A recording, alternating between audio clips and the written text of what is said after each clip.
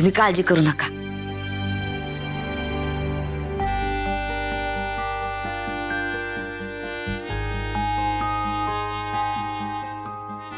हे डॉक्टरांनी लिहून दिलेले औषधं समधी आणलेत. ते म्हणले की ह्या गोळ्या वेळच्या वेळी घ्या, बरं वाटेल. काळजी करायचं काही कारण नाही. बरं झालं तू पटदिशी औषधं घेऊन आलास ते.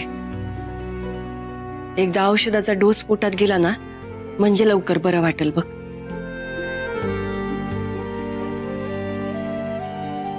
वहिनी, तू कशा पाय एवढं करतीयस ग? मी बरी आहे आता. ताई आता अजिबात काही बोलायचं नाही आणि कसला विचार बी करायचा नाही. आता तुम्हाला आरामाची गरज आहे.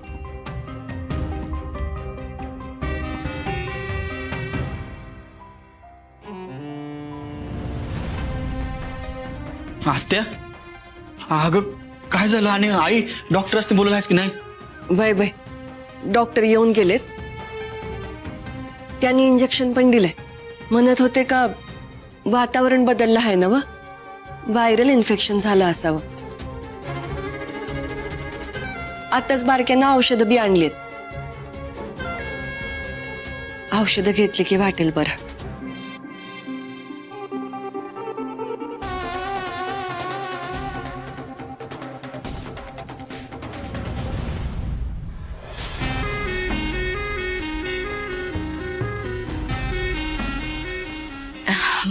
बरं ताई, मी काय म्हणते, निर्मला ताईनं व्हायरल इन्फेक्शन झालंय ना मग, तर अशात मेनकानं त्यांच्या रूम मध्ये राहणं बरोबर नाही, नाही का? म्हणजे निदान त्यांना बरं वाटेपर्यंत तरी.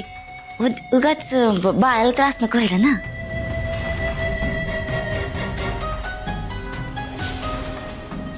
वय वहिनी, उर्वशी बरोबर बोलते आहे. माझ्यामुळे उगा मेनकाला त्रास न ग. ती सुंदर संग राहील, सुंदर तिची काळजी घेईल.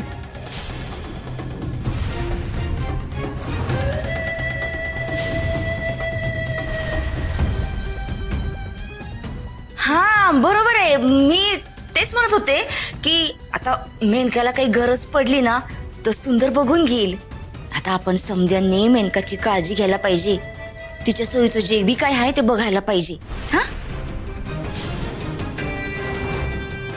उगा रात्री बेरात्री तिला कसला त्रास झाला तर सुंदर बघून घेईल की. काय रे सुंदर, हा तू बी असा ताणून देऊन झोपू नको, तिच्याकडे लक्ष दे. उर्वशी पुरे बास झालं. अजून त्या दोघांचं लगीन नाही झालेलं.